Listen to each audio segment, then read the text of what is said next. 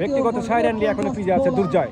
বল করলেন স্ট্যাম্পের মধ্যে ক্যাচের মতো ফিল্ডার আছে ওখানে, নাই ফিল্ডার নাই, ড্রপ করে যায়, রান হলো না, ডট বল।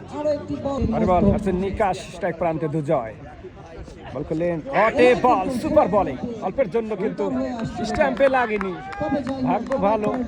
পরের বল, বল করলেন অটে বল, তুলে ধরেছে ক্যাচের মতো, ফিল্ডার আছে কিপার শাপু আহমেদ, তার হাতে ক্যাচ, চমৎকার ক্যাচ, এরই সাথে আর এক উইকেটের পতন ঘটে গেল।